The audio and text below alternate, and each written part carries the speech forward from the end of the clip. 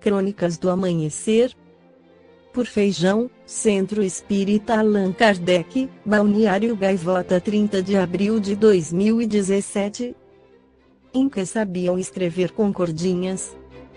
Quipus são fascinantes objetos que os incas faziam, espécie de guirlanda de cordinhas coloridas e entrelaçadas, de fibras vegetais ou animais, que podiam ser centenas. Eles são conhecidos pelo mundo ocidental desde a época da conquista de Francisco Pizarro, a partir de 1532. Ainda que os relatos da época falassem em histórias escritas em quipus, o consenso até hoje era que serviam para armazenar apenas números, como a contagem de lhamas numa transação comercial. Isto é, os incas não tinham escrita e viviam, portanto, na pré-história. Tudo o que podemos saber deles vem de arqueologia e relatos dos sobreviventes da conquista. Essa introdução toda é para dar uma ideia do enorme impacto que pode ter o estudo recém-publicado da antropóloga Sabine Ireland, da Universidade de St Andrews, Escócia, e divulgado primeiro pela National Geographic. Se suas ideias forem aceitas, ela simplesmente tirou os incas da pré-história para a história na forma como os vemos. E abriu caminho para sabermos muito mais sobre eles. Ireland recebeu 2 quipus nunca antes vistos, guardados por séculos pelos moradores da vila de San Juan de La Colata, nos Andes peruanos. Datados do século XVIII, eles estavam guardados numa caixa de madeira junto com várias cartas da época. Ainda que não soubessem como lê-los, os anciãos da vila garantiram à antropóloga que os quipus continham histórias. Encontramos uma série de combinações de cores entre as cordinhas, diz a antropóloga. Segundo ela, as 14 cores usadas permitiam até 95 padrões diferentes, que poderiam representar sílabas ou palavras inteiras como o alfabeto maia. É um número dentro do que se espera para um alfabeto logosilábico, mas o alfabeto inca pode ser ainda muito mais complexo. As fibras são formadas por pelos de vários animais: vicunha, alpaca, lhama, cervo e viscacha, um roedor. E isso é uma razão para o achado só vir agora. Quipus de fibras vegetais perdem as cores com o passar dos anos. Sendo feitas assim as cordinhas, além da cor, a origem da fibra e a direção na qual foram tecidas também podem conter informações.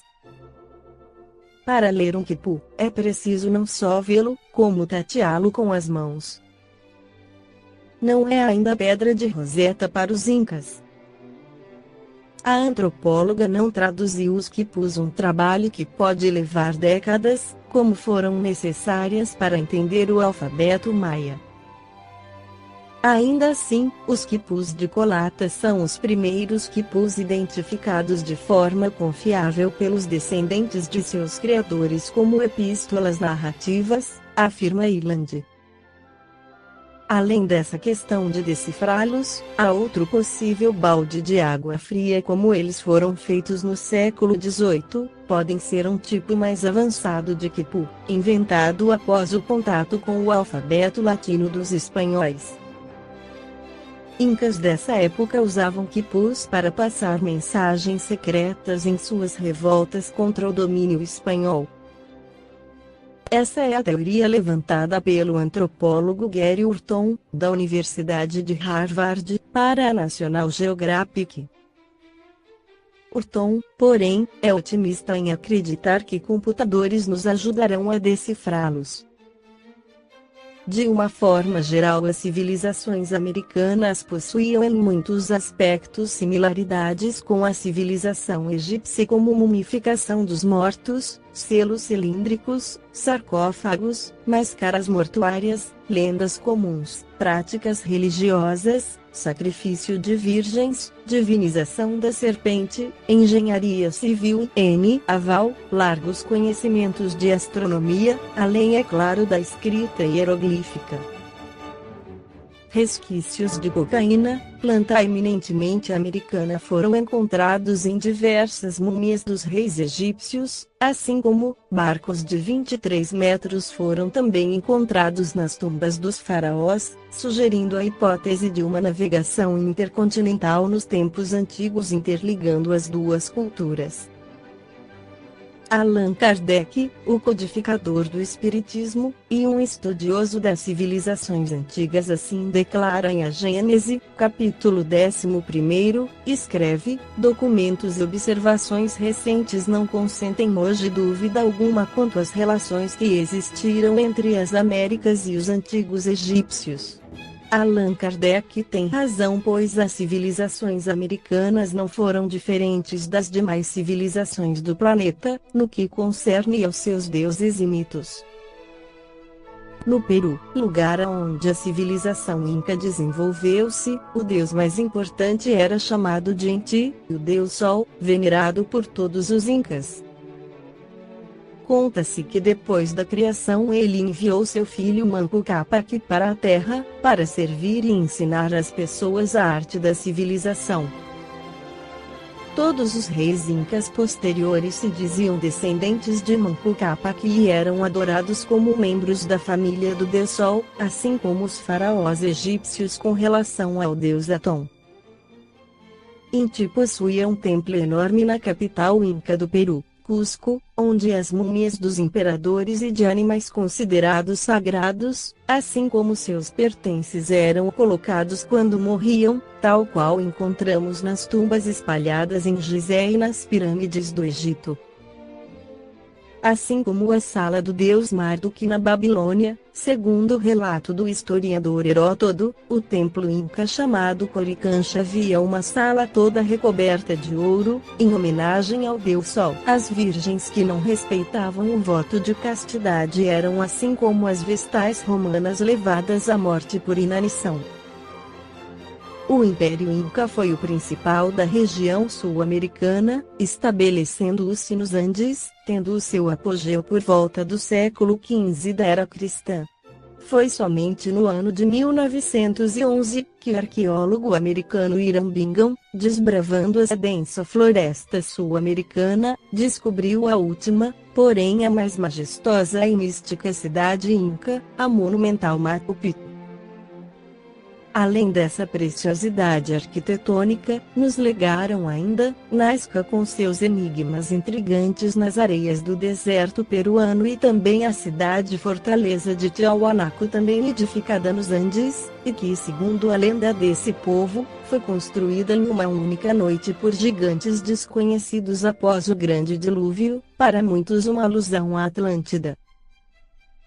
Todos esses fatos nos levam a crer que, conforme esclarece o Espírito Emmanuel pela psicografia de Francisco Cândido Xavier no livro A Caminho da Luz, os povos da América e da Eurásia estão ligados como exilados de Capela, e que essa ligação vem dos continentes de Lemuro e Atlântida, como escreve o Espírito Emmanuel. No livro Exilados de Capela, Edgar Armond esclarece essa trajetória. O livro do Edgar de Armond é um levantamento de dados esclarecedores sobre a evolução do planeta e dos seres humanos. São informações registradas através do intercâmbio entre o plano espiritual e carnal e documentos publicados pelo mundo afora.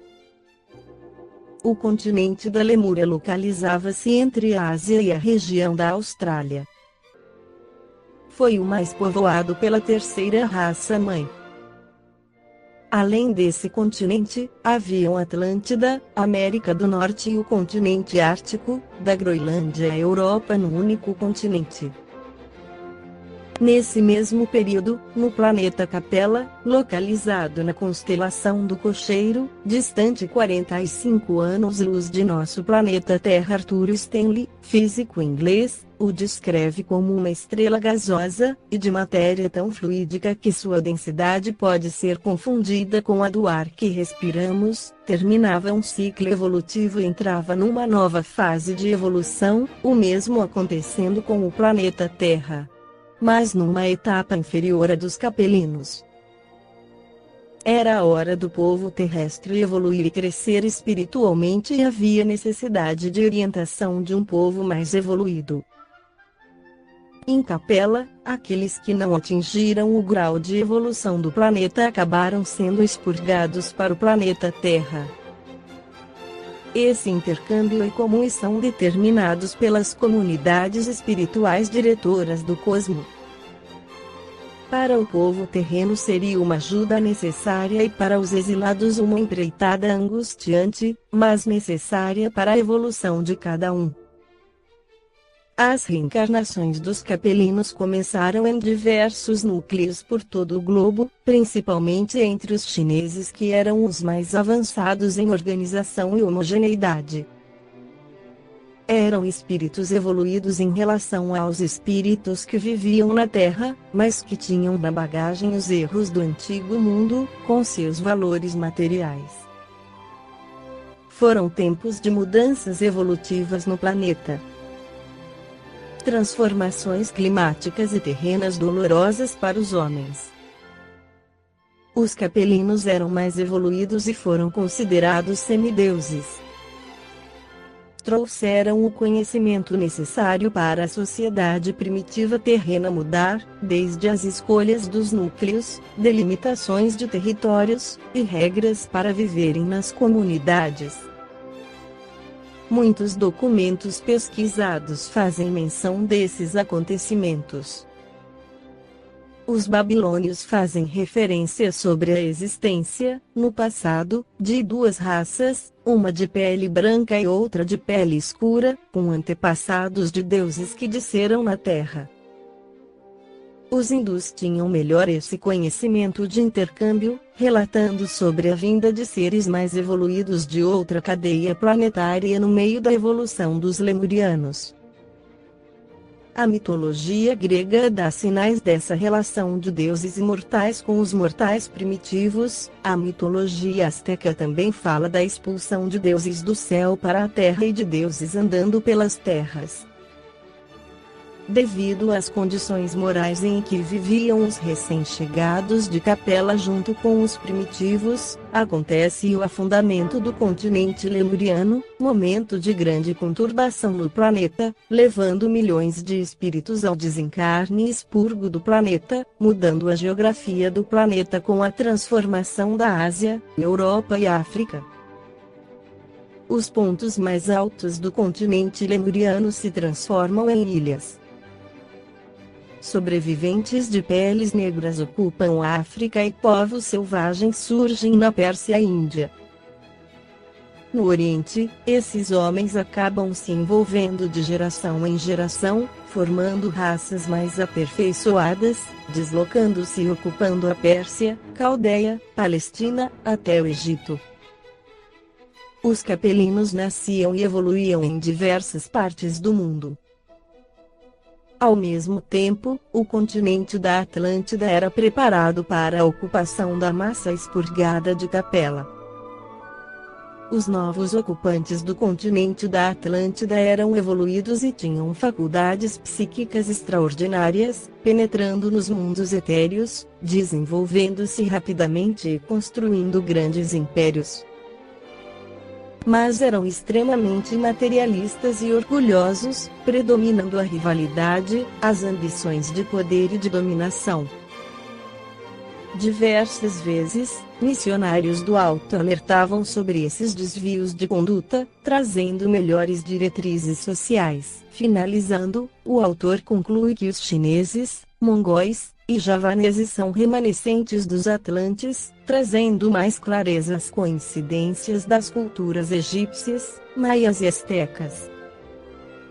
A predominância da quarta raça acaba, levando quase toda ela à extinção. Os sobreviventes do afundamento são América maias, astecas, incas e peles vermelhas. África egípcios. Hiperbóreo. Esse continente foi ocupado por povos moralmente mais evoluídos. No continente hiperbóreo, os remanescentes da Atlântida, através de sucessivos cruzamentos formaram a raça Uariana.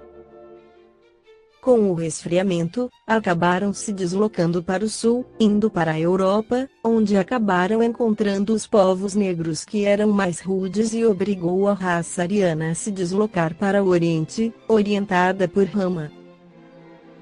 Depois de muito tempo, os árias acabam conquistando novamente a Europa, formando uma civilização mais avançada.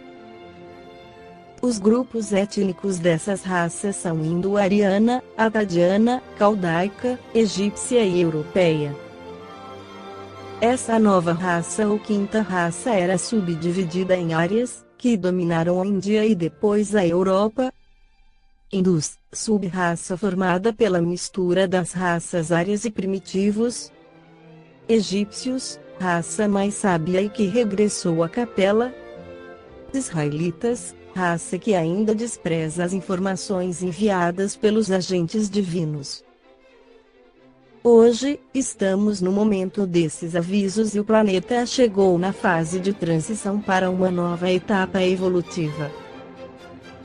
Os espíritos encarnados e desencarnados mais evoluídos moralmente continuarão sua evolução na Terra, em um novo céu com a mudança do eixo polar muda a posição das estrelas em relação a nós e uma nova Terra. Os deslocamentos, afundamentos e surgimento de continentes e os espíritos menos evoluídos serão transferidos para um novo planeta, mais atrasado que esse para continuarem sua evolução e ajudar a outra humanidade daquele planeta. Esta foi a crônica do amanhecer de 30 de abril, por Feijão.